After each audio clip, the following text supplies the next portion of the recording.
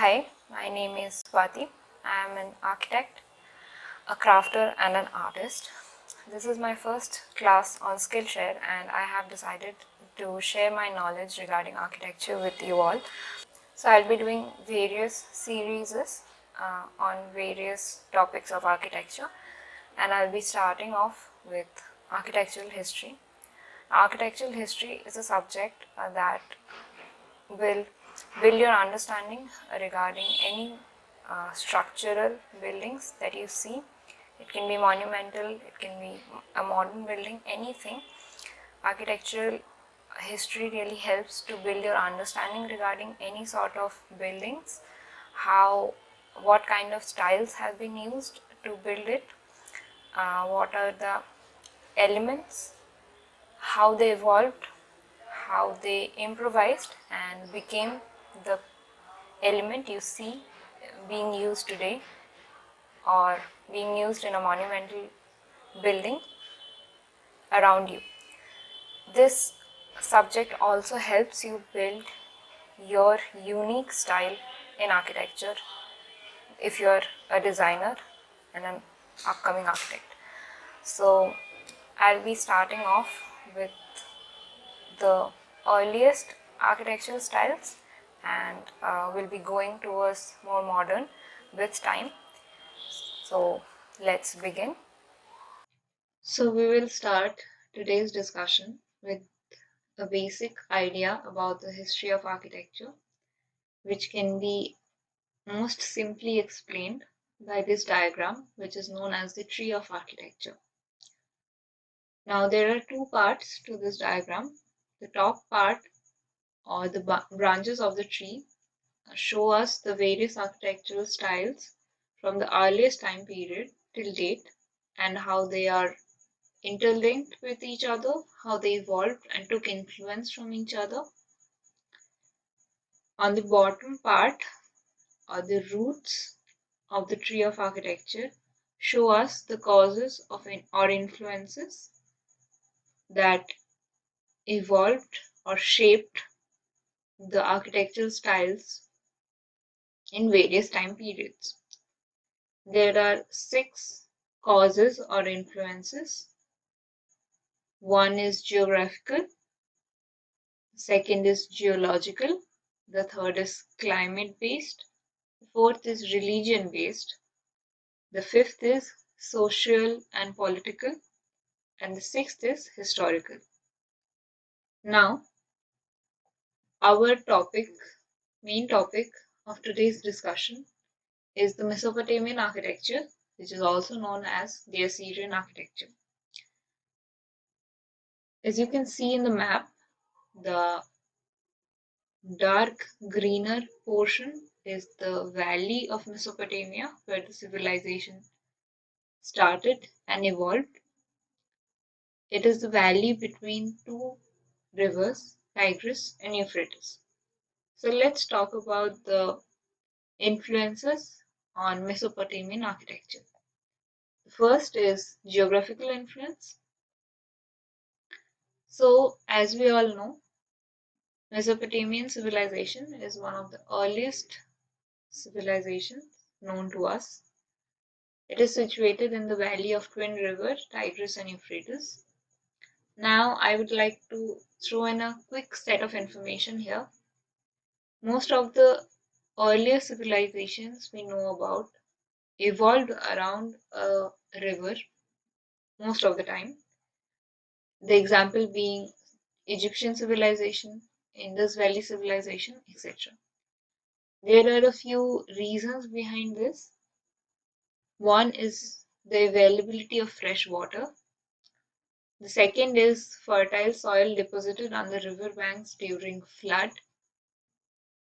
which led to agricultural development. Rivers were one of the main mode of transportation, and the river water could be used to irrigate the agricultural areas. Also, the plentiful supply of soil could be used as a construction material. Here as well, the fertile soil on both the river banks were highly cultivated. The area was irrigated by numerous canals used for agriculture as well as transportation. The earlier buildings were near the mouth of the great rivers, but the civilization spread towards north, developing from the sea inland. The main reason behind the civilization spreading northwards is the mouth of the great rivers, also known as the delta of rivers, are basically lowlands, so they get flooded very easily. Now, the second influence, or the geological influence. The alluvial soil deposited by two rivers was in the form of thick mud. The soil has almost no stones or no plantation.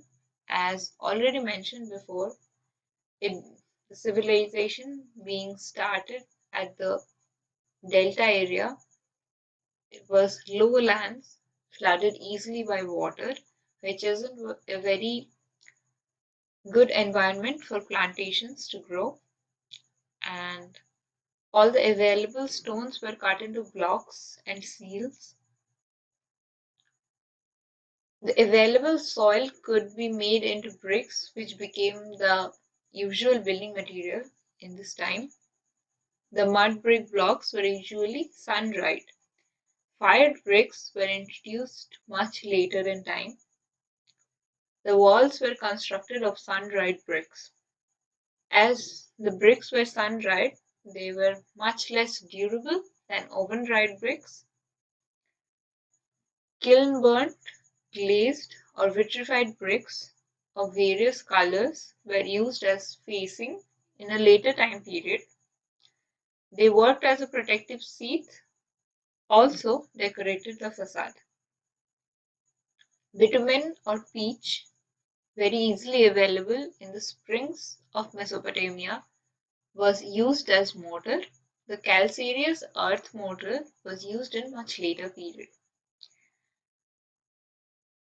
Now let's talk about a small thing right here. Mesopotamian architecture is also known as the Assyrian architecture. So Assyria is actually situated in the northern region of Mesopotamia. So stones were not as scarce there, so they could be used for wall construction, for both internally and for the facing. They could be carved with bas reliefs or inscriptions as well. So the climatic influence of Mesopotamian architecture. The climate ranged from extreme heat to extreme cold. Also, the unhealthy exhalation from various swarms, insects infesting the entire region during summer, floods during rainy season, all these things led to the construction of artificially elevated platforms as the base of any building. Let's talk about religious influence. People were worshippers of heavenly bodies such as the sun, moon, etc., and of the powers of nature such as wind, thunder, etc. Extreme superstition existed during this time. Temples were not necessary as sacrifices and worships were conducted in open air, but temples did exist, which we will see later on in this discussion. Now let's talk about the social and political influence. People in Mesopotamia were mainly warriors. They took thousands of prisoners after each battle. These prisoners were employed in building the artificial platforms. The wall inscriptions in Assyria were very minute and explained the political events very well. And finally, the historical influence. The civilization gradually extended towards north, following the course of river Tigris. Later on, Assyria asserted independence and became one of the great powers of Western Asia. Now let's talk about the architectural characters. The soil was alluvial. Timber or stones suitable for building construction was very rare. Plenty of clay was available, which led to compressing clay in molds and sun-drying them to use as bricks. Now, sun-dried bricks became the usual building material. There were a few types of bricks available. I have included the sizes as well, but the favored brick type was a rounded or plano-convex bricks. The reason behind it being the favored one is one, the speed of manufacture, and secondly, the irregular surface held the finishing coat better than the other smooth surfaced bricks. The problem of instability while building brick walls was solved by a row of perpendicular bricks to the rest every few rows. As the bricks were sun-baked to harden, they were less durable than oven-dyed bricks. So, as a result, buildings deteriorated eventually. To prevent this problem, buildings were periodically destroyed, leveled, and rebuilt on the same spot. This planned structural life cycle gradually raised the level of cities. Civic building decay was slowed by creating a protective sheath that also decorated the facade. Sheath was made using cones of colored stones, terracotta panels, or by driving clay nails into the bricks. These were later replaced by kiln-burnt, glazed, or vitrified bricks of various colors. Use of bricks led to the early development of pilasters, columns, frescoes, and enameled tiles. Painted terracotta cones for torches were embedded in the pilasters. Houses had a tower-like appearance. Each unit was the reputation of its neighboring unit. Buildings thus constructed could only be decorated by attached ornaments such as mats and hangings over floors or walls, or a skein of glazed brickwork. The houses were provided with doors which turned on a hinge and could be opened with some sort of a key. Growth of cities were partly planned and partly organic. The city was divided into areas according to usage, such as residential, commercial, civic, and mixed. The residential area was grouped by profession. Arches were applied to important openings and walls. In earlier time, arches were formed by corbelling or projecting horizontal courses. True arch was also practiced, which was probably accidentally invented through the use of smaller units. Arches were rested on thick and solid walls because of the absence of piers. Isolated supports were not used due to stones being rare. Every city included a belt of irrigated agricultural land, which also included hamlets. Network of roads and canals connected the city and the agricultural lands. Transportation network were organized in three tiers. 1. Wide processional streets. 2. Public streets. 3. Private blind alleys. 10% of the city area was streets, rest were buildings. Canals were more important for transportation than roads. So the architectural character in plans were 1. Raised on platforms about 30 to 50 feet high by grouping the buildings. Secondly, buildings were designed to be effective internally as well as externally.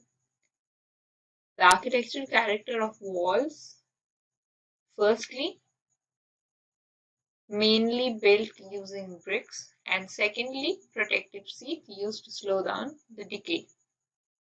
The architectural character of the openings. 1. Lighting in the temple is conjectural. 2. Appears to be affected by means of clerestory. 3. Large-sized doorways were mainly counted upon for sufficient supply of light and ventilation. The use of beams, moldings, ornamentation, etc. came in a later period. So, the architectural achievement of Mesopotamian architecture were urban planning in a very primitive form, but it was still there. 2. Houses with courtyards. And 3. Ziggurats. Ziggurats. The form was of a terraced compound of successively receding stories. They were a part of a temple complex. The temple complex also included a courtyard, storage rooms, bathrooms, living quarters, etc. The precursors of ziggurats were raised platforms that were usually oval, rectangular, or square. It was a mastaba-like structure, but with a flat top. Ziggurats were the precursors to the pyramids in Egypt. Sun-baked bricks were used for the core of the platform. Fired bricks were used for the facade.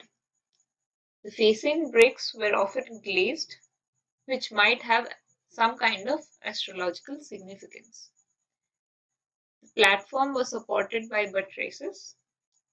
Rain was carried off by drains. The floors ranged from 2 to 7. The access to the main shrine was provided in mainly two ways, either by a series of ramps on one side or by a spiral ramp from base to summit. Ziggurats were not meant for public worship or ceremonies. They were believed to be dwelling places for the gods. Every city had its ziggurat for its own patron god. The temple chamber served as a shrine as well as an observatory for astrological studies. Only priests were permitted on the ziggurat. Mesopotamians believed that these temples connected heaven and earth. Practical functions of ziggurat: 1. Escaping the rising water that annually flooded the lowlands. And 2. The shrine was accessible by only 3 stairways, so a very small number of guards could prevent non-priests from spying. Walled enclosures surrounded the whole complex. The angles were made to face the cardinal points. The temple complex was placed at the core of the city. These temples served as a nucleus around which the urban form of the city grew. I have mentioned a list of ziggurats from the time period. One of the most important ziggurats from that time is the Great Ziggurat of Ur. The Mesopotamian name of the Great Ziggurat of Ur means temple whose foundation creates aura. Area is 2,880 square meters, the length being 64 meters, the width being 45 meters. The height is more than 30 meters. Year of starting 2030 BC. Year of completion 1980 BC. Materials were sun-baked mud bricks for the core, with burnt brick facing, set in mud mortar. The shrine was dedicated to the moon god of Nana, which was also the patron deity of Ur. So this was my knowledge regarding Mesopotamian architecture. I hope I could give you a basic understanding of the subject itself. So this was all my knowledge that I shared with you regarding the Mesopotamian architecture. Everything that evolves in architecture has a reason behind it, and even when the solution they found to a problem doesn't work, they improvise it, evolve it, and make it into something that will work a little better, and it grows with time, it evolves with time. Till date it happens that way, it works that way. So my next class will be on Egyptian architecture. That will help you build your understanding on buildings, on architecture a bit more. I really hope you liked what I shared. The assignment to today's class is really simple. I would like you to write a short report on your understanding about this class, about the Mesopotamian architecture, what you took back from this class, what you understood from this class, what surprised you the most, what amazed you the most, what was your favorite part of their architecture style. Do write a report on that. I'd love to see, and I'll check and get back to you all. So, thank you.